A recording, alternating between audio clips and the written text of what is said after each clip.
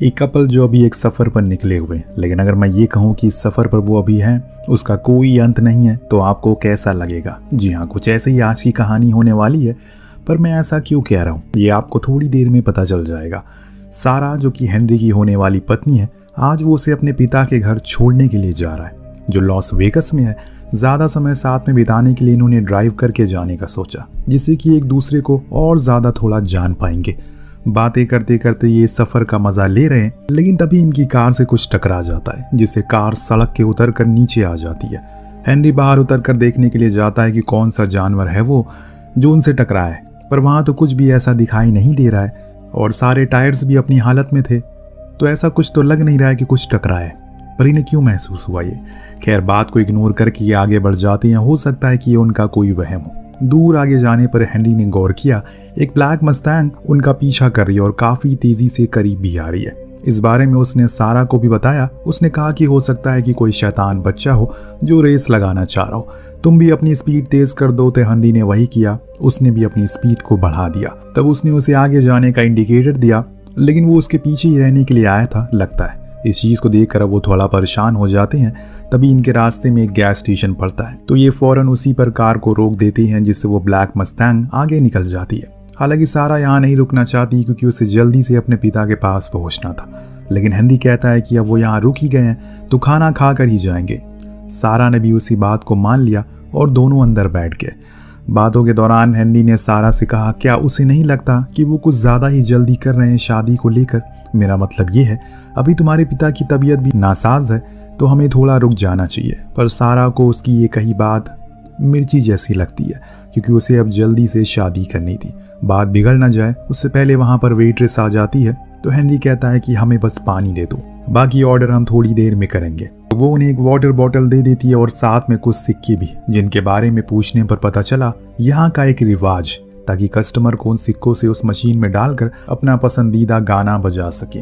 अब जब वो वेट्रेस जा रही थी तो उसके जाते जाते ये कहा, जो मौका मिल रहा है उसे इस्तेमाल करो, वैसे भी यहाँ पर जिंदा लोग बहुत ही कम आते हैं। अब हेनरी ने इस बात को लगता है सुना नहीं, लेकिन हमने सुन लिया। इससे ये पता चलता है इस कैफे का इस कहानी से काफ़ी गहरा रिश्ता है, लेकिन कैसे वो आपको आगे पता चलेगा। तो अब हेनरी कॉइन लेकर मशीन के पास चला गया और खुद का गाना बजाने लगा।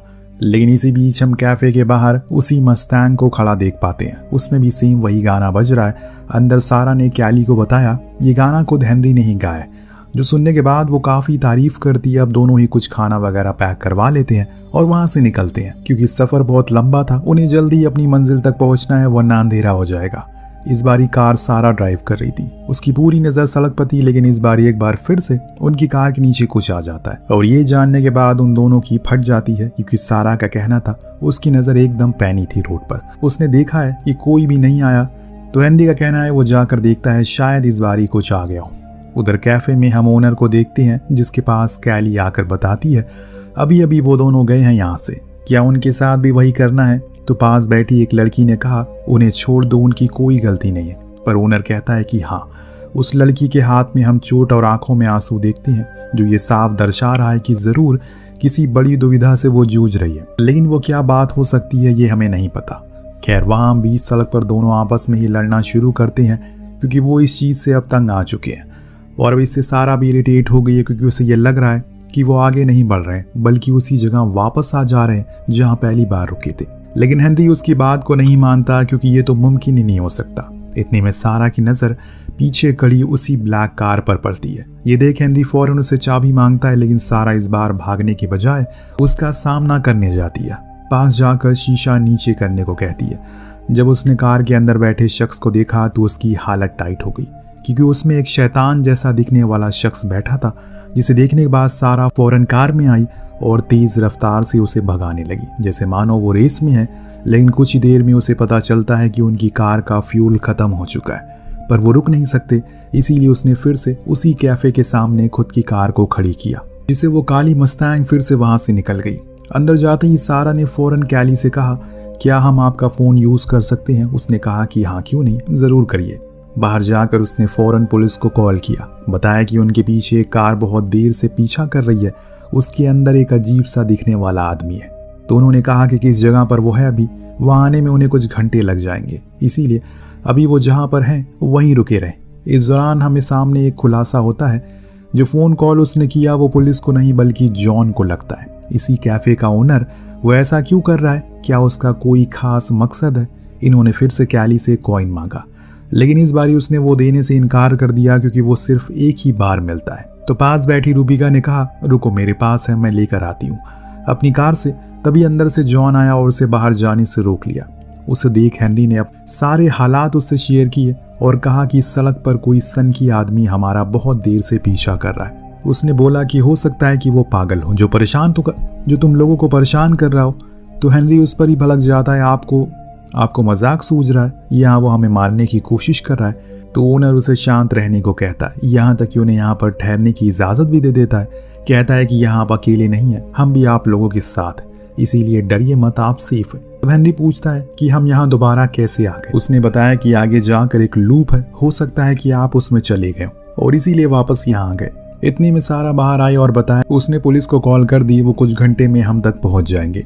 ये उन्हें वहीं बैठा देता है और रूबिका के बारे में बताता है कि ये हमारी डेली की कस्टमर है, पर इसका दिमागी संतुलन ठीक नहीं है, लेकिन आप लोग घबराइए मत, हमें अब आदत हो गई है, आपको भी हो जाएगी। इतना कहकर वो सारा को एक कॉइन देता है, जिसे लेकर वो अपने डैड को कॉल करने के लिए चली जाती है। अब दोस्तों कॉल तो लग जाती है, पर उसके डैड दूसरी तरफ से बस इतना ही बोल पाते हैं, वो यही उन लोगों का इंतजार कर रहे हैं। इससे आगे वो कुछ सुन पाती कि तभी वहां पीछे से शोर बहुत आ रहा था।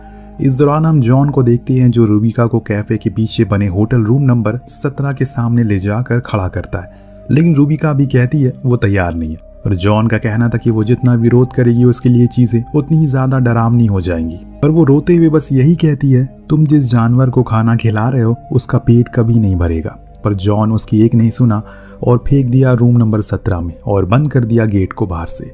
इस तरह इन दोनों का खाना पीना हो चुका है, इसीलिए अब उसके पास मार्क यानी कि शेफ आकर बिल रख देता है। पर तभी जॉन आकर उस बिल को अपने पास रख लेता है और कहा कि आज का खाना इनके लिए मुफ्त है। दरअसल उस बिल पर रन लिखा था, यानी कि मार्क भी उस सच्चाई को जानता है जो कि अब इनके साथ होने वाली है। सारा को कुछ ठीक नहीं लगता, क्योंकि जब से वो यहाँ बैठी हैं बाहर धूप ही नहीं निकली। ऐसा लग रहा है कि मानो समय रुक गया हो। तो जॉन कहता है शायद हमें थोड़ा आराम की जरूरत है, सुबह से कुछ न कुछ हमारे साथ हो रहा है। इतने में जॉन आकर बताता है कि इन लोगों का कमरा तैयार हो गया, वो जाकर आराम कर ले।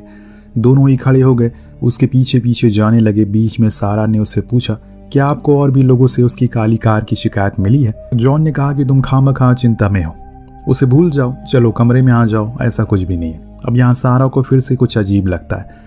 जॉन को उसका नाम कैसे पता? हेनरी तो उसे बेबी कहकर पुकारता है हमेशा। तभी उसकी नज़र साइड वाले रूम पर पड़ी, जिसके अंदर उसे किसी लड़की का अक्स दिखाई दिया, जो शायद मदद की गुहार लगा रही थी।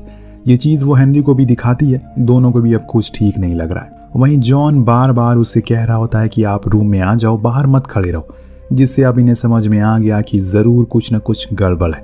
इसीलिए दोनों ही फौरन कार लेकर फरार हो गए। हालांकि जॉन ने पीछा किया लेकिन पकड़ नहीं पाया। मार्क और कैली ने बाहर आकर पूछा कि बॉस क्या हुआ? जॉन ने गुस्से में कहा कि अगर वो दोनों बच गए तो तुम दोनों की खैर नहीं है। तो कैली कहती है कि हमें उनकी मदद करनी चाहिए, पर बॉस इस बात से गुस्सा हो जाता है। कहता है कि वो पहले ही मर चुकी है, इसीलिए अब उनकी मदद करके कोई फायदा नहीं है। वहीं दूसरी तरफ सड़क किनारे वही काले कपड़े वाला आदमी दिखाई देता है, जिसके बारे में वो हेनरी को भी बताती है। ये वही शख्स है जिसे मैंने उस काली कार में देखा था, जरूर कुछ तो गड़बड़ है। हेनरी ने बोला, मुझे ऐसा लग रहा है कि हमारा शिकार हो रहा है, और ये चीज़ उस कैफे ओनर को भी अच्छे से पता है, लेकिन उसने हमारी मदद करने के बजाय हमारा फ़ायदा उठाने का सोचा। दूसरी तरफ मार्क जाकर रूबिका के कमरे से उसके सामानों को बाहर लाता है, क्योंकि वो इस दुनिया में नहीं रही।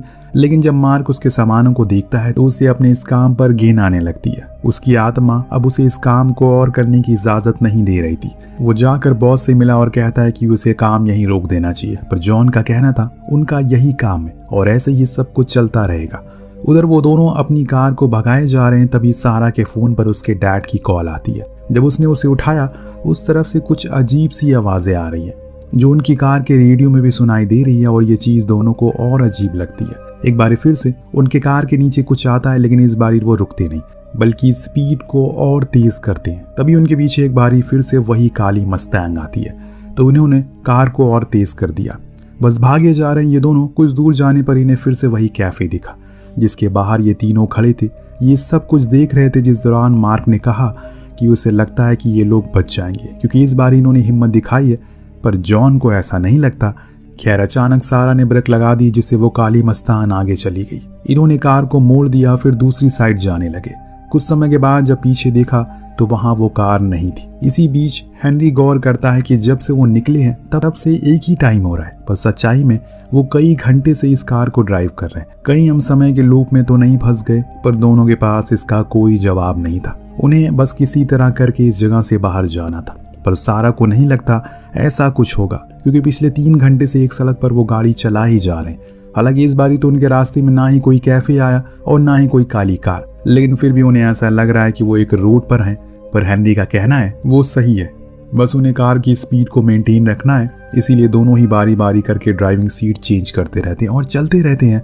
लेकिन फिर से कुछ घंटे बाद सारा ने हेनरी को नींद से जगाया। कहा कि उसे कुछ ठीक नहीं लग रहा है, क्योंकि उसे ऐसा लग रहा है कि वो इस सड़क से हजारों दफा गुजर चुके हैं। हेनरी ने नोटिस किया उनका फ्यूल टैंक एक ही जगह पर अटक चुका है। उसे अब लगने लगा है कि जरूर ये कोई लूप है जो उन्हीं लोगों ने बनाया है और इसीलिए हमें इसे तोड़ना होगा। ये सड़क पर रहकर नहीं टूटेगा, बल्कि हमें इसे रेगिस्तान में उतारना पड़ेगा और पैदल ही आगे जाना होगा, तभी कुछ हल निकलेगा इस परेशानी का। पर सारा उसके आइडिया से खुश नहीं थी, क्योंकि इस गर्मी में वो ज्यादा देर चल नहीं पाएगी। हेनरी उसे मना लेता और वादा करता है कि वो उसे बचा लेगा, बस उसके ऊपर उसे भरोसा रखना होगा। इतना कहकर अब दोनों ही कार से उतर जाते हैं और पैदल ही चलना शुरू करते हैं, जो कि अभी तक का इनका सबसे घटिया और वाहियात फैसला था। ऐसा मैं क्यों कह रहा हूँ, ये आपको कुछ देर में दिख जाएगा। कैफे में कैली मार्क से कहती है हमें उन्हें बचाना चाहिए। मुझे उन दोनों की नहीं, बल्कि सारा के पेट में पल रहे बच्चे की फिक्र है। यानी कि दोस्तों सारा प्रेग्नेंट है। तो मार्क कहता है कि उसने कई बार कोशिश की, लेकिन कोई फायदा नहीं हुआ। सारा और हेनरी बातें करते करते काफी दूर आ चुके हैं। तभी अचानक उनके सामने एक पलटी हुई कार दिखती है, जिस पर खून के निशान थे। जब ये उसके करीब गए तो इन्हें समझ में आ गया कि ये तो उनकी ही कार है। जो देख हेनरी ने कहा कि हम इस लूप में मर चुके हैं, और ये सुनकर सारा फूट फूट कर रोना शुरू कर देती है। जो सब कुछ दूर खड़ा वहीं काले कपड़े वाला आदमी देख रहा था। ये सब हेनरी से देखा नहीं जाता। वो गुस्से में जाकर उसे लड़ने लगा, पर उसने उसे घायल कर दिया। जो देख दोनों वापस उसी रास्ते पर भाग आए जहां से आए थे, और जाकर अपनी सही सलामत कार में बैठ गए। इस बारी सारा ड्राइव करती है, तेज रफ्तार में भगाती है, पर अभी भी उनके पीछे वो कार लगी थी। एक बारी फिर से उनके रास्ते में वही कैफे आता है, पर वो रुके नहीं। लेकिन कुछ ही देर बाद वो दोबारा आया। फिर तीसरी बार आया तो कुछ ज्यादा ही जल्दी आ गया। जो देख सारा समझ गई कि ये लूप तेजी से छोटा होता जा रहा है, और एक तरफ हेनरी की हालत अब खराब होती जा रही है। उसे फौरन मेडिकल की जरूरत है, इसीलिए इस बारी वो कैफे में रुक जाते हैं। सारा हेनरी को फौरन अंदर ले गई। वहां खड़ी कैली से पूछने लगी जॉन कहाँ है, तो उसने बाहर की तरफ इशारा किया। वहां जॉन उसी काली कार को देख रहा था। जब सारा उसके पास गई, उसे उदास देखकर वो समझ गई कि अब समय आ चुका है उसे सब कुछ सच बताने का। उसने कहा कि तुम लोगों का असल में एक्सीडेंट हो चुका है और अभी भी तुम वहीं लहूलुहान पड़े हो। जो सारा मेरे सामने खड़ी है वो कोई और नहीं, दरअसल ये जगह तुम्हारी और मेरी दुनिया के बीच में है, जहां उन लोगों का हिसाब किताब होता है जो ऐसे रोड एक्सीडेंट में मारे जाते हैं।